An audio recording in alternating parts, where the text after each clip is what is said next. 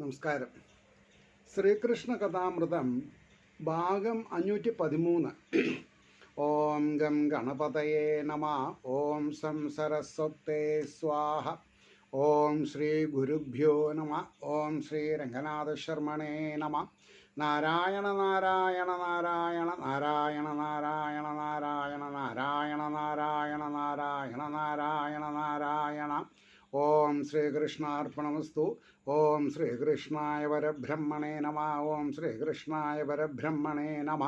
ഹരേ രാമ രാമ രാമ ഹരേ ഹരേ, ഹരേ കൃഷ്ണ കൃഷ്ണ കൃഷ്ണ ഹരേ ഹരേ. ശ്രീകൃഷ്ണ കഥാമൃതം ഭാഗം 513. ഇവിടെ സർഗം 6, ശ്രീകൃഷ്ണ ലീലാഖണ്ഡത്തിൽ 6-ാം സർഗത്തിൽ അവതാരസ്തുതി, കാളിന്തി വരെയുള്ള ഭഗവാന്റെ യാത്ര. അതായത് കാളിന്തി കടന്നിട്ട് വേണമല്ലോ, പിന്നെ യമുനാ നദി കടന്നിട്ട് വേണമല്ലോ ഗോകുലത്തിലേക്ക് പോവാൻ. അപ്പം അതിൽ 18-ാമത്തെ ശ്ലോകമാണ് പറഞ്ഞ് നിർത്തിയിട്ടുള്ളത്. എന്തായിരുന്നു? ആ മഹാപ്രഭുവെ കയ്യിൽ വെച്ചോർക്ക് എന്ത് ഇതിൽ അത്ഭുതം, തുറന്നു വാതിലെല്ലാം തൻ വഴിയാകെ തെളിഞ്ഞുപോയി. വളരെ ശ്രദ്ധിക്കേണ്ട ഒരു ശ്ലോകമാണ്. ഞാൻ ഈ കൊട്ടാരത്തിൽ ശങ്കരുടെ ഐതിഹ്യമാല, അതിൽ ഒരുപാട് കഥകൾ ഞാൻ വായിച്ചിട്ടുണ്ട്, പരിപൂർണമായിട്ട് ഞാൻ വായിച്ചിട്ടുണ്ട്.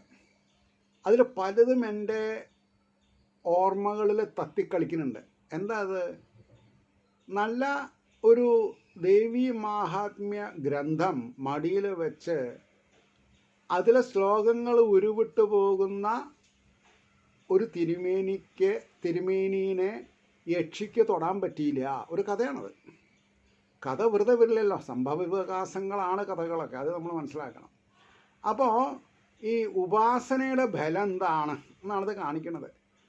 അത് ഭാഗവതം വായിച്ചിട്ടുള്ളവർക്ക് അധികം അതിശയം ഉണ്ടാവില്ല. കാരണം എന്താ? ഭാഗവതം ഒരു പുരാണ ഗ്രന്ഥം എന്നതിനേക്കാൾ ഉപരി ശ്രീകൃഷ്ണ ഭഗവാന്റെ വാഗ്മയി രൂപമാണ്. ഭാഗവതം പ്രത്യക്ഷ കൃഷ്ണ ഏവഹി എന്ന് മൂലം പറയുന്നുണ്ട്. അത് പറഞ്ഞു തരാനുള്ള വൈദഗ്ധ്യമുള്ള ആചാര്യനിൽ നിന്ന് നമ്മൾക്ക് കേട്ടാൽ നമുക്കത് മനസ്സിലാവും. അപ്പോൾ സാക്ഷാൽ ശ്രീകൃഷ്ണനെ ചുമന്ന് നടക്കുക, അതാണ് ഭാഗവതം എടുത്ത് നടക്കുക എന്ന് പറഞ്ഞാലത്തെ സ്ഥിതി. അപ്പോൾ ആ ഭാഗവതത്തിനെ സരസ്വതി പീഠത്തിൽ വെച്ച് പൗരാണികനാണെങ്കിലും ആചാര്യനാണെങ്കിലും വേദവ്യാസ പീഠത്തിൽ ഇരുന്ന് അത് വായിക്കുമ്പോൾ അത് വേദങ്ങളിലും ഉപനിഷത്തുകളും പറഞ്ഞ കാര്യങ്ങൾ തന്നെയാണ് പറഞ്ഞിട്ടുള്ളത്. അപ്പോൾ അത് മന്ത്രമാണ്, ഈശ്വരനെ ഉപാസിക്കാനുള്ള മന്ത്രങ്ങളാണ് ഇതിലുള്ള ശ്ലോകങ്ങൾ. അതുകൊണ്ടാണ് പറഞ്ഞത്, ഭാഗവതം കയ്യിലുള്ള ഒരാൾക്ക് നെഗറ്റിവിറ്റി വരില്ല. വന്നാൽ മനസ്സ് നിർമ്മലാവസ്ഥയെ പ്രാപിച്ചിട്ടില്ല എന്നർത്ഥം പറയണം. അതുകൊണ്ടാണ് ആ മഹാപ്രഭുവെ കയ്യിൽ വെച്ചോർക്കെന്ത് അതിൽ അത്ഭുതം. ശ്രീകൃഷ്ണ ഭഗവാനെ പിന്നെ അതെ കയ്യിൽ വെച്ചും കൊണ്ട് ഗോകുലത്തിലേക്ക് പോകുന്ന വസുദേവർക്ക് അതൊരു പ്രശ്നമല്ല. തുറന്നു വാതിലെല്ലാം തൻ വഴിയാകെ തെളിഞ്ഞു പോയി. കാവൽക്കാരൊക്കെയും ബോധം കെട്ടുറങ്ങുന്നു ഗാഠമായി. ഇനി എന്താ വേണ്ടത്? നിദ്രാദേവി അവരെ എനിക്ക് ഇങ്ങോട്ട് ആശ്ലേഷിച്ചു. കാവൽക്കാരൊക്കെയും ബോധം കെട്ടുറങ്ങുന്നു ഗാഠമായി, അനക്കമറ്റു മരണം പഠിക്കുന്നത് പോലവേ. മരണം ബാധിച്ച പോലെയാണ് അവർ, ബോധമില്ലാണ്ടാണ് കിടക്കണത്. തുടങ്ങി നീണ്ട മഴയൊന്നിരമ്പി ഇടിമല്ലവേ. ഒരു തുള്ളി തുമ്പിക്കൈയൊന്നൊത്ത മഴത്തുള്ളികൾ എന്നൊരു പ്രയോഗമുണ്ട്. തുമ്പിക്കൈൻ്റെ അത്ര വലുപ്പുണ്ടാവുന്ന. അപ്പോൾ തുടങ്ങി നീണ്ട മഴയൊന്ന് ഇരമ്പി ഇടി ഒന്നല്ല. അപ്പോൾ ഇടി ഒന്ന് മുരണ്ടു. ഉറങ്ങുപോരെണീക്കായെന്നുടനെ ഓർത്ത പോലവേ. അതായത് മഴ ഗംഭീരമായിട്ട് പെയ്തു, പക്ഷെ ഇടി വെട്ടാൻ പോയപ്പോൾ ഇടി ശബ്ദം കമ്മിയാക്കി. കാരണം ഉറങ്ങിയവരേനെ, മഹാമായ ഉറങ്ങിയവരെ ഓർക്കാൻ പാടില്ല. എന്തപ്പം മനസ്സിലായത്? ഇരമ്പി ഇരമ്പി നീണ്ട മഴയൊന്നിരമ്പി ഇടിമെല്ലവേ. എന്താ മോഡുലേഷൻ! ഉറങ്ങുവോരെണിക്കാകെന്നുടയോൻ ഉടയോൻ ഓർത്ത പോലെ. ആര ഉടയോൻ? ഭഗവാൻ, ഈശ്വരൻ, ജഗതീശ്വരൻ, ദേവാദിദേവൻ. ഉടയോൻ, ആ വാക്കിൻ്റെ ഗരിമ ആലോചിക്കണം. വെളിച്ചം വീശിയും കൊണ്ട് മഴ കൊള്ളാതെയും വിധം വസുദേവന്റെ ഒട്ടേറെ മേൽ ഭാഗത്തു ഫണങ്ങളാൽ. വെളിച്ചം വീശിയും കൊണ്ട്, അതായത് ഈ അനന്തൻ്റെ പത്തിയിൽ, അതായത് നാഗങ്ങൾക്കൊക്കെ സർപ്പങ്ങൾക്കൊക്കെ പത്തിയിൽ എന്തോ ഒരു വിശിഷ്ട രത്നം ഉണ്ടാകുന്നാണ് പറഞ്ഞത്. അത് വെട്ടി തെളുങ്ങുക. അപ്പോൾ ടോർച്ച് ലൈറ്റ്, സെർച്ച് ലൈറ്റ് മാതിരിയായി. പിന്നെയോ അനന്തന് 1000 പത്തിയാണ്. ഒരു 5 ഉണ്ടെങ്കിലും അല്ലേ ഒരാൾക്ക് അമ്പറല പിടിച്ച കൂടുതലാവും. അപ്പോൾ വെളിച്ചം വീശിയും കൊണ്ട് മഴ കൊള്ളാതെഴും വിധം വസുദേവന്റെ ഒട്ടേറെ മേൽഭാഗത്തു ഫണങ്ങളാൽ പൊന്നലുക്കുകൾ മിന്നുന്ന വെൺകൊറ്റക്കുട പോലവേ. അതായത് പൊന്നലുക്കുകൾ, അതായത് ഈ ആനപ്പുറത്ത് ഭഗവാൻ എഴുന്നള്ളിക്കുമ്പോൾ ഒരു കുട പിടിക്കുമ്പോൾ അതിന് ഒരു 5-6 സെൻറ്റിമീറ്റർ 4 പോറും ഒരു എന്താണ്, അതിനാണ് പൊന്നൊലുക്കുകൾ മിന്നുന്നവൻ കൊറ്റക്കുട പോലവേ മറച്ചുകൊണ്ട്. അതിപ്പോൾ ഈ ഒരു ശ്ലോകം ഭാഗവത്തിലുള്ളതാവണമെന്നില്ല, താമരശ്ശേരിയുടെ എല്ലാവും. കാരണം ഗുരുവായൂരപ്പനെ എഴുന്നള്ളിക്കുമ്പോൾ കുട പിടിക്കും. ആ കുടയിൽ അല്ലേ, അതായത് ഈ എന്താ പറയുക, പൊൻതടമ്പൊക്കെ എഴുന്നള്ളിക്കുമ്പോൾ കുട മോശമാവാൻ പറ്റുമോ? പൊന്നലുക്കുകൾ തന്നെയായിരിക്കണം. അപ്പോൾ പൊന്നലുക്കുകൾ മിന്നുന്നവൻ കൊറ്റക്കുട പോലവേ മറച്ചുകൊണ്ട് ശോഭിച്ചാൻ അനന്തൻ മണിമണ്ഡിതൻ. ദേവന്മാരൊക്കെയും വിണ്ണിൽ നിന്ന്, അതായത് ഏട്ടൻ അനിയന് കുട പിടിച്ചു എന്ന് വേണമെങ്കിൽ അർത്ഥം പറയണം, വേണ്ടേ? ഇവിടെ ബലരാമനായിട്ട് ആരാ? അനന്തൻ. അപ്പോൾ അനിയനെ, അത് അനിയൻ എന്ന് പറഞ്ഞാൽ പറയാം, എൻ്റെ മേൽ കിടക്കുന്ന പൈതല. മഹാവിഷ്ണു അനന്തൻ്റെ മേലാണ് പള്ളി കൊള്ളണം, ഇവിടെ പൈതലായിട്ടാണ്. അപ്പോൾ കുറേ കൂടി ഒരു കെയറിങ് ആറ്റിറ്റ്യൂഡ് വേണ്ടേ? ഇതിനൊക്കെയാണ് ഭഗവാൻ നല്ല മനസ്സ് തരണമെന്ന് പറയുന്നത്. അപ്പോൾ പറഞ്ഞു, ദേവന്മാരൊക്കെയും വെണ്ണിൽ നിന്ന് കാഴ്ച മനോഹരം നോക്കി നിന്നു രസിക്കുമ്പോൾ മുന്നിൽ കണ്ടു യദൂത്തമൻ. എന്താ കണ്ടത്? കലങ്ങി നുര ചിന്നി അങ്ങനെ ഇരമ്പിയെങ്ങും തടം കവിഞ്ഞൊഴുകി വന്നിടും പ്രളയസാഗരം പോലെ. ദേവന്മാർ ആകാശത്തിരുന്ന വസുദേവരുടെ ഘോഷയാത്ര കണ്ട് രസിക്കുകയാണ്. പക്ഷേ പ്രത്യക്ഷത്തിലൊരു സത്യം ഇദ്ദേഹം മുന്നിൽ കാണുന്നു. കലങ്ങി നുര ചിന്നി അങ്ങനെ ഇരമ്പിയെങ്ങും തടം കവിഞ്ഞൊഴുകി വന്നിടും പ്രളയസാഗരം പോലവേ. ഭയങ്കരത പൂണ്ടൊരായമുനതൻ കരക്കിത്തിരി സ്വയം കനിവറുണ്ണിതൻ മിഴികൾ നോക്കി നിന്നീടിനാൻ. എന്താ, എനിക്കത് പറയാൻ പറ്റില്ല. എന്താ ചോ, ഭയങ്കരത പൂണ്ടൊരായമുനതൻ കരക്കിത്തിരി സ്വയം കനിവോടുണ്ണിതൻ മിഴികൾ നോക്കി നിന്നീടിനാൻ. അച്ഛൻ ഇപ്പം പ്രസവിച്ച് മണിക്കൂറുകൾ മാത്രമായിട്ടുള്ള ആ കുട്ടിയുടെ കണ്ണിലേക്ക് ഇങ്ങനെ നോക്കി നിന്നു രാത്രി 12-1 മണിക്ക് സമയത്ത്. കൃപാകടാക്ഷം വേണമെന്ന അർത്ഥം. ഇനി ഞാനെന്ത് ചെയ്യണം? അങ്ങ് പറഞ്ഞത് വരെയൊക്കെ എത്തി. ഏതുവരെ? യമുനയുടെ അവിടെ എത്തി. ഇനി യമുന ക്രോസ് ചെയ്തിട്ട് വേണം ഗോകുലത്തിലേക്ക് പോകാൻ. എനിക്കൊന്നും അറിയില്ല, താൻ തന്നെ തീരുമാനിച്ചോളൂ മകനോടെ. മകനാരാ? ജഗതീശ്വരായ നമ. അല്ലേ? ഇത് ശ്രീകൃഷ്ണ കഥാമൃതേ കലികൽമഷനാശനേ ലീലാകാണ്ഡേ ഷഷ്ഠസർഗ. 7-ാം സർഗം. സർവത്ര ഗോവിന്ദനാമ സങ്കീർത്തനം ഗോവിന്ദ ഗോവിന്ദ. അമ്പാടിയിലേക്കുള്ള എഴുന്നള്ളത്ത്, വസുദേവരുടെ പ്രത്യാഗമനം. അതായത് അമ്പാടിയിലേക്ക് ഭഗവാനെ എഴുന്നള്ളിക്കണോ, അത് കഴിഞ്ഞിട്ട് തിരിച്ചു വരണം. അതാണ് പ്രത്യാഗമനം എന്ന് പറഞ്ഞത്. 1-ാമത്തെ ശ്ലോകം നോക്കിക്കോളൂ. ഉടൻ കാളിന്തി നീർവറ്റി പൈ കുളമ്പടി പോലെയായി. ഭഗവാനെ ഒന്ന് തൃക്കൺ പാർത്തു. ഭഗവാൻ ഇദ്ദേഹത്തിനെ ഒന്ന് നോക്കി പേടിക്കണ്ട, ഞാൻ വഴി കണ്ടിട്ടുണ്ട്. പിന്നെ നോക്കുമ്പോൾ എന്താ, പുഴയിൽ വെള്ളമില്ല, രണ്ട് ഭാഗത്ത് അലകളുണ്ട്. ഇദ്ദേഹത്തിന് നടന്നു പോകേണ്ട സ്ഥലത്ത് മാത്രം പശുക്കുട്ടിയുടെ കുളമ്പിൽ എത്ര വെള്ളം ഉണ്ടാവും, അത്ര വെള്ളമേ ഉള്ളൂ. ഇത് ഒരു സാധാരണക്കാരന് ആസ്വദിക്കാൻ പറ്റില്ല. ഭക്തിയുടെ ഒരു നിർമ്മലാവസ്ഥ മനസ്സിലുണ്ടെങ്കിലോ ഇതിൽ അതിശയമില്ലേനും. ഞാൻ എൻ്റെ ജീവിതം മുഴുവൻ ഇങ്ങനെ ഉണ്ടായിട്ടുള്ളത്. അഗാധമായ ചുഴിയിൽ ഞാൻ 5 കള്ളിയിലും മുട്ടി മുങ്ങി താഴുമ്പോഴാവാം ഒരു വള്ളി പിടിക്കും, അല്ലാണ്ട് ഇപ്പം എന്താ ചെയ്യുക? അതറിയണ ആൾക്കാർ ഉണ്ട്, ഇപ്പോൾ ഇത് കേൾക്കുന്നുണ്ട്. ഞാൻ എന്താണെന്നാ പറയുക, അവരെ പേടിച്ചിട്ട് പേരെടുക്കണില്ല. ഞാൻ പേടിച്ചിട്ട്, അതുകൊണ്ടാണ് പറഞ്ഞത്, ഉടൻ കാളിന്തി നീർ വറ്റിപ്പൈ കുളമ്പടി പോലെയായി ആത്മാർത്ഥ ഭക്തിയുള്ളോർക്കു സംസാരക്കടൽ പോലവേ.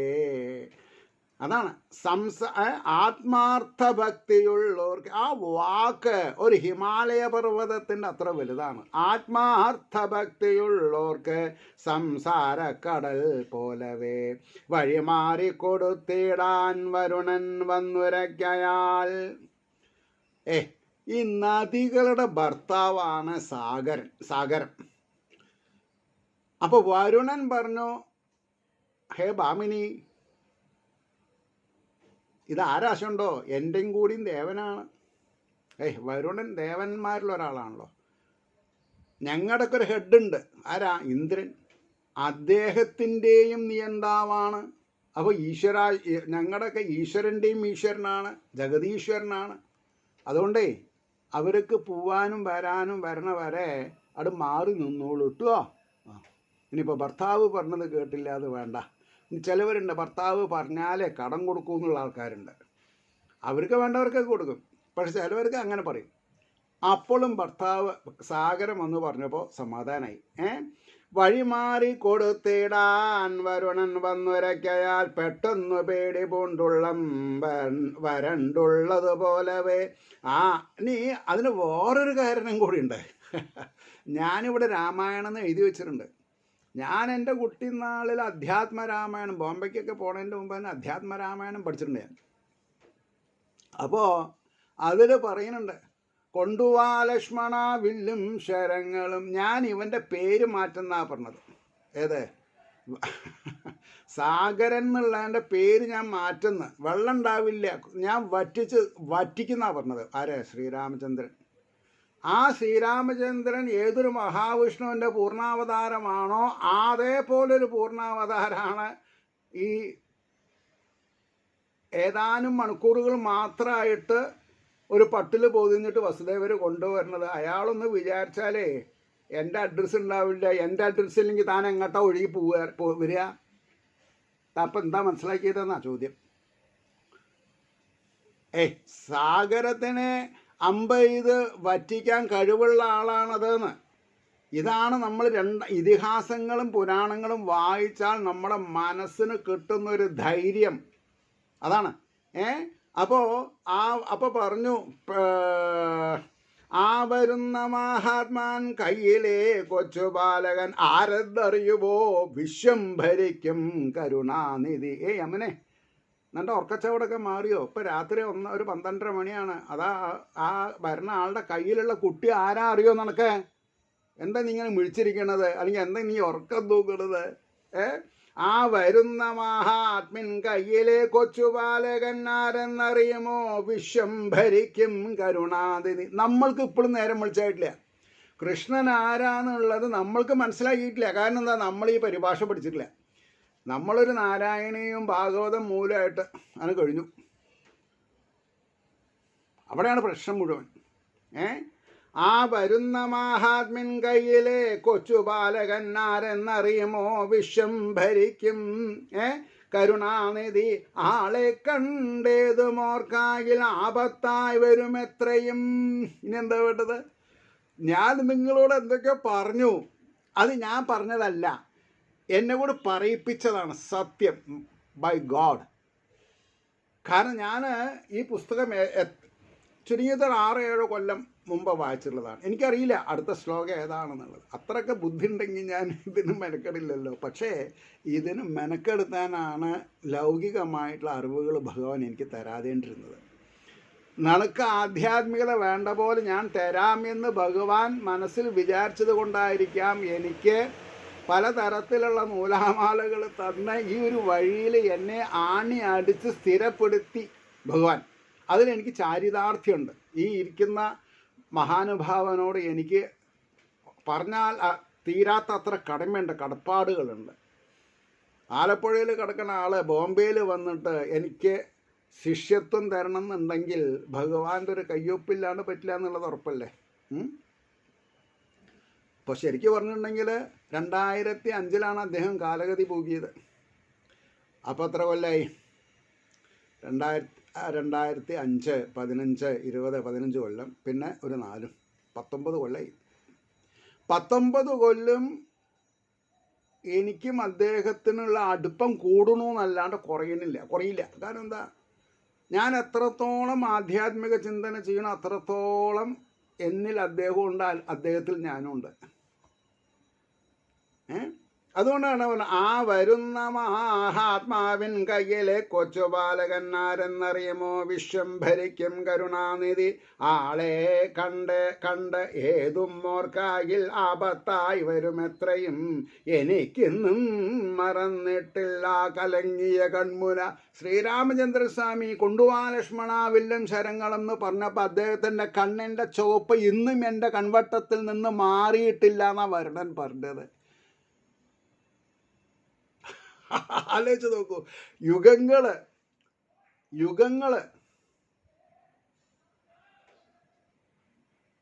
ത്രേതായുഗത്തിലെ രാമൻ്റെ കാര്യം ആലോചിച്ച് നോക്കാം. ആളെ കണ്ടേത് മോർക്കാകിൽ ആപത്തായി വരും എത്രയും എനിക്കിന്നും മറന്നിട്ടില്ല കലങ്ങിയ കൺമുന. ഇപ്പം നേരെ മറിച്ച് ഞാൻ രാമായണം വായിച്ചിട്ടില്ലെങ്കിൽ എനിക്ക് ഇവിടെ 2 സ്ഥലത്ത് രാമായണം എന്ന് എഴുതി വയ്ക്കാൻ പറ്റുമോ? ഞാൻ പഠിച്ചത് എനിക്ക് ഓർമ്മയില്ലെങ്കിൽ അപ്പം ഞാൻ എത്ര ശുഷ്കാന്തിയോട് കൂടിയിട്ടാണ് 8 വർഷം IIT ക്യാമ്പസിൽ നിന്ന് കർക്കിടക മാസത്തിൽ 32 ദിവസം ദോമ്പുവിൽ പൊന്നുഗുരുവായൂരപ്പൻ ക്ഷേത്രത്തിൽ പോയിട്ട് രാമായണം പറഞ്ഞത്. അതിൻ്റെ മൂല്യമാണ് ഞാനിപ്പോൾ അനുഭവിക്കുന്നത്. അതിൻ്റെ ഒരു മൂല്യം, ഈശ്വര കടാക്ഷം, അതാണ് ഞാനിപ്പോൾ അനുഭവിക്കുന്നത്. കേൾക്കേണ്ട താമസം ചുരുങ്ങി യമുനാനിധി. ഇപ്പോഴത്തെ ഭാര്യ ഭർത്തൃബന്ധമല്ല. ഇപ്പോൾ ഭർത്താവ് പറഞ്ഞാലൊന്നും ഭാര്യമാർ കേൾക്കില്ല പൊതുവെ, പ്രത്യേകിച്ച് അവർ ജോലിക്ക് പോകുന്നവരാണെങ്കിൽ പിന്നെ പറയും വേണ്ട. ഇതങ്ങനെയല്ല. കേൾക്കേണ്ട താമസം, ഭർത്തൃവാക്യം കേൾക്കേണ്ട താമസം, കേൾക്കേണ്ട താമസം ചുരുങ്ങി യമുനാ നദി നനഞ്ഞിടില്ല വസ്ത്രാന്തം. എന്താ എനിക്കറിയില്ല. വസ്ത്രാന്തം. ഇപ്പോൾ സോമൻ ഉടുത്തിട്ട് പോണ ഒരാളുടെ സോമൻ ഞെരിയാണിക്കൊപ്പുണ്ടാവും, അത് നനഞ്ഞിട്ടില്ലാന്ന്. വസ്ത്രാന്തം, വസ്ത്രത്തിൻ്റെ അറ്റം നനഞ്ഞിട്ടില്ല, ഞാൻ നനച്ചിട്ടില്ല എന്നാ യമുന നദി പറയണത്. അല്ലെങ്കിൽ ശുഖബ്രഹ്മവർഷി പറഞ്ഞത്, അല്ലെങ്കിൽ ശുഖബ്രഹ്മവർഷിക്ക് വേണ്ടിയിട്ട് വേദവ്യാസർ പറഞ്ഞത്, അല്ലെങ്കിൽ താമരശ്ശേരി കൃഷ്ണ ഭട്ടതിരിപ്പാട് പറഞ്ഞത്. നനഞ്ഞിടില്ല വസ്ത്രാന്തം താഴ്ത്തി തന്നെ യദൂത്തമൻ. അതെ, അദ്ദേഹം ഭഗവാനെ എടുത്ത് കൊണ്ടുപോകുമ്പോൾ വളരെ ആദരവോടുകൂടി സോമനൊക്കെ ഞൊറിഞ്ഞെടുത്തിട്ടുണ്ട്. നമ്മളെ പോലെ അങ്ങനെ ഉണ്ടല്ലോ, മുണ്ട് കുത്തി, പിന്നെ മുണ്ട് മടക്കുത്തിയിട്ടൊന്നല്ല. അതാണ് താഴ്ത്തി തന്നെ യദൂത്തമൻ, വസ്ത്രാന്തം താഴ്ത്തി തന്നെ യദൂത്തമൻ. അപ്പോൾ താമരശ്ശേരി ഭട്ടതിരി എത്ര ക്ലിപ്തായിട്ടാണ് ഇത് പറയണത്, അല്ലെങ്കിൽ വ്യാസമുനി എത്ര ക്ലിപ്തായിട്ടാണിത് പറഞ്ഞത്. ഇത് വായിച്ച് അനുഭവിക്കാനുള്ള ഭാഗ്യം നമ്മുടെ ഇടയിലുള്ളവർക്ക് 99% ആൾക്കാർക്കും ഇല്ലാണ്ട് പോയല്ലോ. കാരണം ഈ ഗ്രന്ഥം കിട്ടിയാലല്ലേ വായിക്കുള്ളൂ. ഗുരുവായൂർ ദേവസ്വം ശ്രീകൃഷ്ണ കഥാമൃതം എന്നുള്ള ഗ്രന്ഥം എത്ര കോപ്പി അടിച്ചിട്ടുണ്ട്, അതിൽ എത്ര ആളുടെ കയ്യിലുള്ളവർ അത് വായിച്ചിട്ടുണ്ട്. അല്ലെങ്കിൽ ഇത് പറഞ്ഞാലും ഇത് എന്തുകൊണ്ട് ആൾക്കാർ കേൾക്കണില്ല?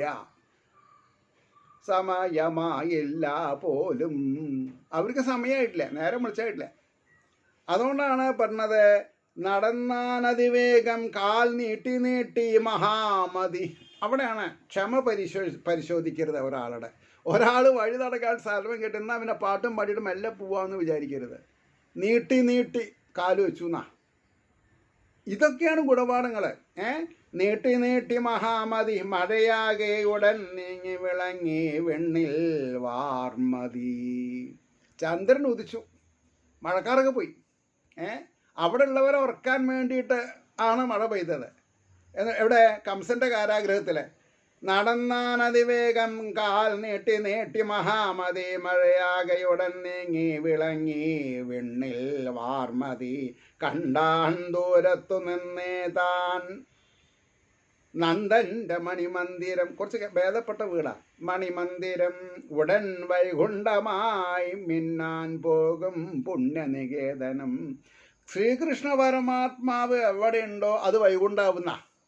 അപ്പോൾ ശ്രീകൃഷ്ണ പരമാത്മാവിൻ്റെ വാഗ്മയി രൂപമാകുന്ന ഭാഗവതം ഏത് ചെറ്റച്ചാളയിലുണ്ടെങ്കിലും ആ ചാള എന്തായിട്ട് മാറും? വൈകുണ്ഠമായിട്ട് മാറും. അപ്പോൾ അതിലെ സബ്ജക്റ്റുകൾ മറ്റുള്ളവർക്ക് ഉപകാരപ്രദമായിട്ട് വായിക്കുന്നവരുടെ മനസ്സെന്തായി മാറും? വൈകുണ്ഠമായിട്ട് മാറും. എന്താ ഈ വൈകുണ്ഠം എന്ന് പറഞ്ഞാൽ? കുണ്ഠിതമില്ലാത്ത സ്ഥലം എന്നാ. വൈകുണ്ഠം എന്ന് പറഞ്ഞാൽ കുണ്ഠിതമില്ലാത്തത്. അപ്പം കേൾക്കണവരുടെയോ പറയും വേണ്ട, വൈകുണ്ഠം തന്നെയാണ്. അതുകൊണ്ടാണ് പറഞ്ഞത്, കണ്ടാൻ ദൂരത്തു നിന്നേ താൻ നന്ദന്റെ മണിമന്ദിരം ഉടൻ വൈകുണ്ഠമായി മിന്നാൻ പോകും പുണ്യനികേതനം. തന്മണി പൈതലിനൊട്ടുകാലം വാഴേണ്ടതാമിടം. തൻ്റെ ഓമനക്കുട്ടന് കുറച്ചു കാലം താമസിക്കേണ്ട സ്ഥലം എന്നാ പറഞ്ഞതേ.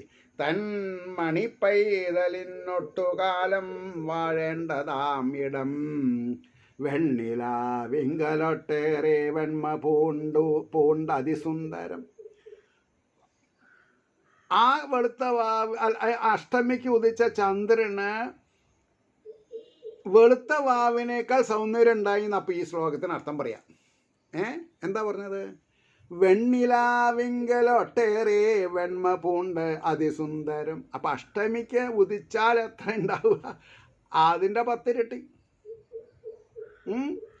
വെണ്ണിലാവിങ്കലൊട്ടേറെ. അപ്പം ഇതൊന്നിപ്പോൾ മലയാളം അറിയാത്തവർക്കും അല്ലെങ്കിൽ നാട്ടിൽ കുറച്ചെങ്കിലും കാലം താമസിച്ചവർക്കല്ലേ ഇത് മനസ്സിലാവുള്ളൂ. ബോംബെയിലുള്ളവർക്ക് എന്ത് അഷ്ടമിയാണ്? അല്ല, ആലോചിച്ച് നോക്കണം. അല്ലേ? വെണ്ണില ആവിങ്കലൊട്ടേറെ വന്മ പൂണ്ട് അതിസുന്ദരം. പണ്ടു കണ്ടതിനേക്കാളും എത്രയോ പരിശോഭിതം. വിശാലതയെഴും പാതാമതിൽ കെട്ടുകൾ ഗോപുരം നാടകശാലകൾ തേവാരപ്പുര മുറ്റം തൊഴുത്തുകൾ തൂമുല്ലപ്പന്തൽ തുളസിത്തറിയും മറ്റുമങ്ങിനെ. ആരുടെ? നന്ദഗോപരുടെ വീടാ പറഞ്ഞത്. കത്തിച്ചു വെച്ചു കാൺമാനുണ്ടെങ്ങെങ്ങും പൊൻവിളക്കുകൾ.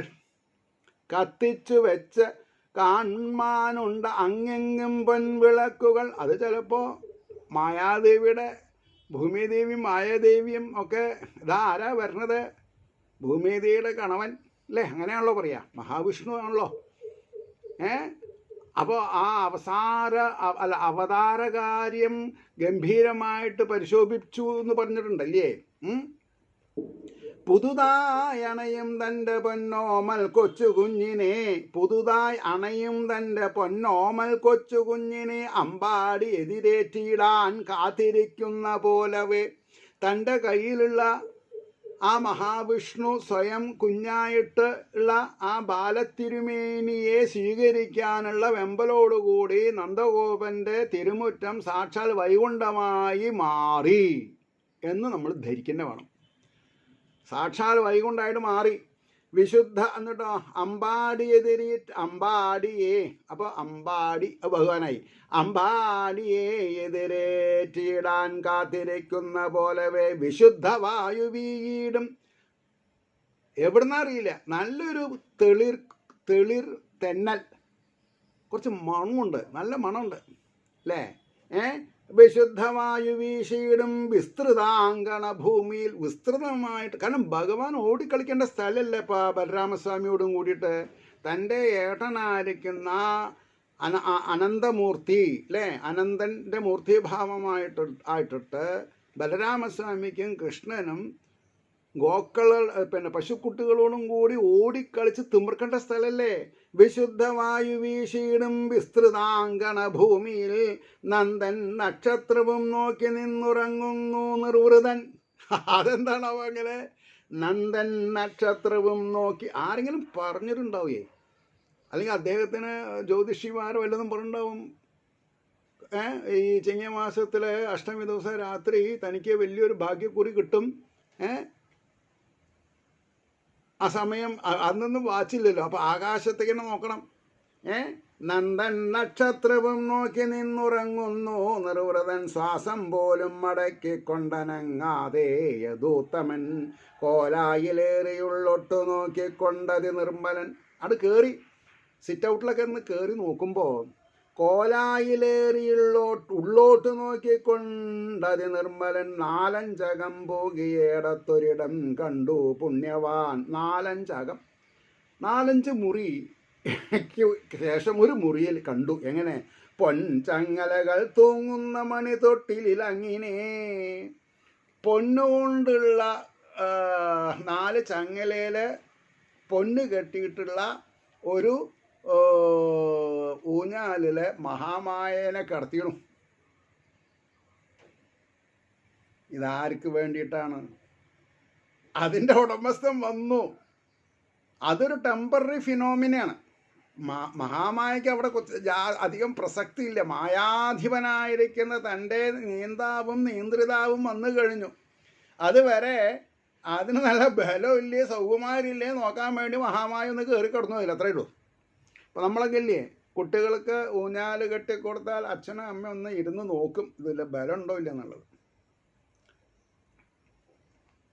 അപ്പോൾ പൊൻചങ്ങലകൾ തൂങ്ങുന്ന മണിത്തൊട്ടിലങ്ങനെ തനിയെ പുഞ്ചിരി കൊണ്ടു കിടന്നിടും. ആ ഏട്ടനാണ് കിടക്കണതേ. ആര്? ബലരാമൻ. ഏട്ടൻ രോഹിണിയുടെ രോഹിണിയുടെ മകൻ. അവിടുന്ന് സിസേറിയൻ എന്തോ ചെയ്തിട്ട് ഇല്ലേ, ടെസ്റ്റ് ട്യൂബ് ബേബി ഇവിടെ കൊണ്ടു കിടത്തിയതൊക്കെ പറയാൻ പാടെങ്കിൽ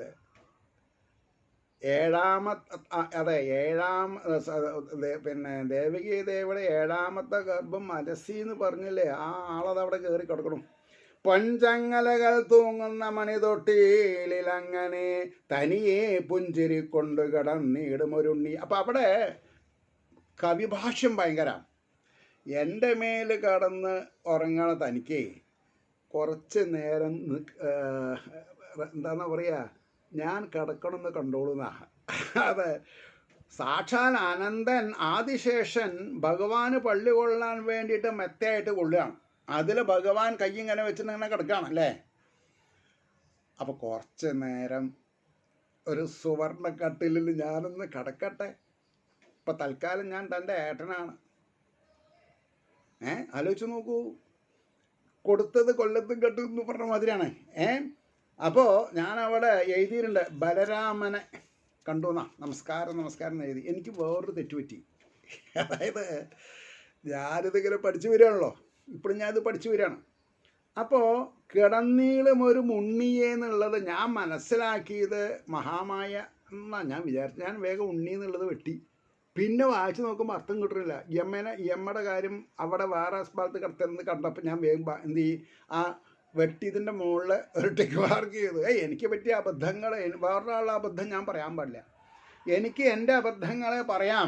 ഭഗവാൻ അത് കറക്റ്റ് ചെയ്യാനുള്ള ഒരു സൗകുമാര്യം എനിക്ക് തന്നു. അതിന് ഞാൻ എത്ര നമസ്കരിച്ചിട്ടുള്ളത്. എൻ്റെ തെറ്റിനെ ഞാൻ വിളിച്ചു തുള്ളി പ്രായശ്ചിത്തം ചെയ്തിട്ടുണ്ട്. വളരെ വർഷമായില്ലേ.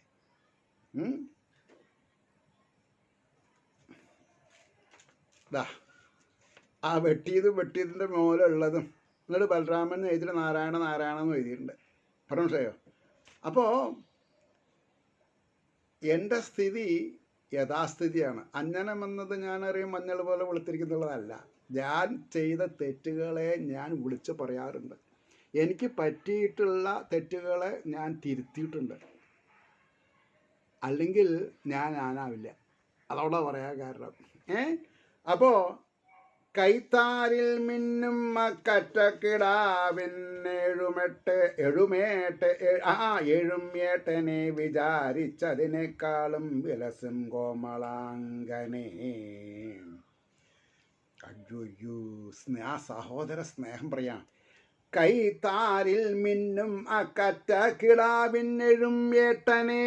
ആ കയ്യിലെ വസുദേവരുടെ കയ്യിലുള്ള പിഞ്ചു പൈതലുണ്ട ഏട്ടനാണ് ഇത് ശ്രോതാക്കളെ ഈ കിടക്കണതേ, ബലരാമൻ അല്ലേ. കൈത്താരിൽ മിന്നും കിടാവിനെഴും ഏട്ടനെ വിചാരിച്ച് അതിനേക്കാളും വിലസും കോമളാങ്കനെ. ഇതിലിപ്പോൾ ആരാ കോമളാങ്കൻ? ഇതിനേക്കാൾ വലുത് അത്, അതിനേക്കാൾ വലുത് ഇതിനേക്കാൾ വലുത് അത്, അതിനേക്കാൾ വലുത് ഇത്. വിചാരിച്ചതിനേക്കാളും വിലസും കോമളാങ്കനെ. നോക്കി നിൽപ്പതിനേതും നേരമില്ലാഞ്ഞു കേവലം. വാസുദേവരുടെ കുട്ടിയാണല്ലോ അത്. അപ്പോ എൻ്റെ കയ്യിലുള്ള കുട്ടിക്കാണോ എന്താ പറയാ അഴക് ജാസ്തി, അതോ ബലരാമനോ? ഒന്ന് വെളുത്ത ആളാണ്, ഒന്ന് കറുത്താണ്. പക്ഷെ കറുത്തതിനെ നോക്കുമ്പോൾ 7 അഴക. പക്ഷെ അത് നിന്ന് ആസ്വദിക്കാനുള്ള സമയം അവിടെ ഇല്ല. വരുണന്റെ വാക്ക് കേട്ടിട്ട് വഴിമാറിയിട്ടുള്ള യമുനുണ്ട് അവിടെ. അങ്ങോട്ട് മടങ്ങിപ്പോണ്ടേ കംസന്റെ കാരാഗ്രഹത്തിലേക്ക്. ആലോചിച്ച് നോക്കണം. ഒരച്ഛൻ്റെ വൈമനസ്യങ്ങൾ ആലോചിച്ച് നോക്കൂ അല്ലേ. പിന്നെ ഭഗവാൻ വരം തന്നാലും പൂജാരി വരം തരില്ല എന്ന് പറഞ്ഞ മാതിരിയാണതല്ലേ. അതുകൊണ്ടാണ് പറഞ്ഞത് വിചാരിച്ചതിനേക്കാളും വിലസും കോമളാങ്കനെ. നോക്കി നിൽപ്പതിനേതും നേരമില്ലാഞ്ഞു കേവലം എന്തെങ്കിലും ഉപായത്താൽ ഒപ്പം ആ രണ്ടുപേരെയും.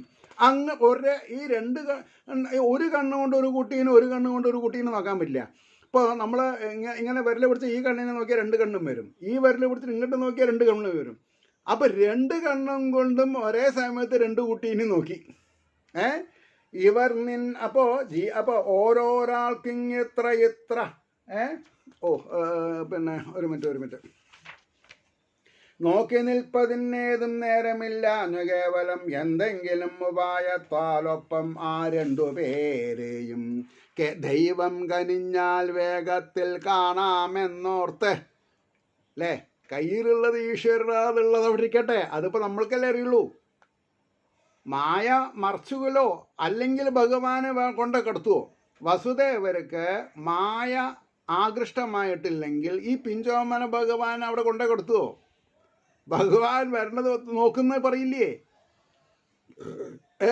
അപ്പോൾ ദൈവം കനിഞ്ഞാൽ വേഗത്തിൽ കാണാമെന്നോർത്ത് പുണ്യവാൻ യശോദതൻ മുറിക്കുള്ളിൽ മെല്ലെ കാൽ വെച്ചു നിർമ്മലൻ. സുഖമായിട്ടു തൻ കയ്യിൽ ഉറങ്ങും കൊച്ചു കുഞ്ഞിനെ. മൂപ്പറിക്കെന്താ? അല്ലെങ്കിൽ തന്നെ മൂപ്പർ ഉറങ്ങണ ആളാ. ആരെ? മഹാവിഷ്ണു സദാസമയത്തും യോഗമായയില്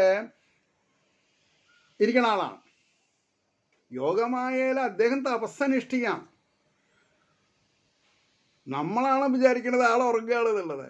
സുഖമായിട്ടു തൻ കയ്യിൽ ഉറങ്ങും കൊച്ചു കുഞ്ഞിനെ മഞ്ഞപ്പൂമ്പട്ടുടൻ മാറ്റി അവർക്കരികിൽ മെല്ലവേ കിടത്തിയേതും നിൽക്കാതെ. 1/2 നിമിഷം തിരിഞ്ഞു നോക്കാൻ നിന്നില്ല. എടുത്തു ഇനി നിന്നുകൂടി കുളിർക്കേ മണി. അപ്പൊ കിടത്തി ഏതും നിൽക്കാതെ മിന്നും ആ പെൺകിടാവിനെ എടുത്ത്. അവിടെ ഒരു പെൺകുട്ടി കിടക്കുന്നുണ്ട്, അദ്ദേഹം പറഞ്ഞിട്ടുണ്ടല്ലോ മഹാവിഷ്ണു ചതുർഭുജനായിട്ട്. കിടത്തി ഏതും നിൽക്കാതെ മിന്നും ആ പെൺകിടാവിനെ എടുത്ത് ഇനി ഒന്നുകൂടി കുളിർക്കേ മണിവർണ്ണനെ നോക്കി തിരിഞ്ഞു. കയ്യിലേതായാലും ഒരു പെൺകുട്ടിയാണ്, അത് കയ്യും കാലിട്ടിട്ട് പുറത്തു പോവില്ല. എന്നാൽ ഈ കിടക്കണതാരാ? ഒന്നും കൂടി തിരിഞ്ഞു നോക്കി. അതിൻ്റെ ഒരു വ്യാകുലതാവസ്ഥ ഉണ്ട്. ഇപ്പോൾ ഗുരുവായൂരമ്പലത്തിൽ മാറാന്ന് പറയുമ്പോഴും ആൾക്കാരില്ലേ, ആ അവസാനം ഒന്നുകൂടി തിരിഞ്ഞു നോക്കുന്നൊരു അവസ്ഥ ഉണ്ട്. അതാണ് നമ്മൾ മനസ്സിലാക്കുന്നത്. അപ്പം ഇവിടെ കിടത്തിയേതും നിൽക്കാതെ മിന്നും പെൺകിടാവിനെ എടുത്തു നിന്നൊന്നുകൂടി കുളിർക്കേ മണിവർണ്ണനെ. ഈ താമരശ്ശേരി ഭട്ടതിരിപ്പാട് ഒരു 10,000 ശ്ലോകം ചേർത്തത് മുഴുവൻ ഇങ്ങനത്തെ ശ്ലോകങ്ങളാണ്. അദ്ദേഹം അത് പറയാൻ അർഹതപ്പെട്ട ആളാ. കാരണം ആയിരക്കണക്കിന് ഭക്തന്മാരുടെ അവസ്ഥ അറിയണ ആളാ അല്ലേ. അതുകൊണ്ടാണ് നോക്കിത്തിരിഞ്ഞു താൻ വന്ന വഴിയെ തന്നെ ഭാഗ്യവാൻ മടങ്ങി അതിവേഗത്തിൽ മധുരാപുരി പോകിനാൻ. ഇത് ശ്രീകൃഷ്ണ കഥാമൃതേ കലികൽമഷനാശനെ ലീലാകാണ്ഡേ സപ്തമ സർഗ. സർവത്ര ഗോവിന്ദനാമ സങ്കീർത്തനം. ഗോവിന്ദ ഗോവിന്ദ. ഏവർക്കും ശ്രീഹരിയുടെ അനുഗ്രഹാശിസുകൾ നിർലോഭം ഉണ്ടാവട്ടെ എന്ന് വീണ്ടും വീണ്ടും പ്രാർത്ഥിച്ചുകൊണ്ട് വാക്കുകൾ ചുരുക്കുന്നു. നമസ്കാരം. നാളെ കാണാം.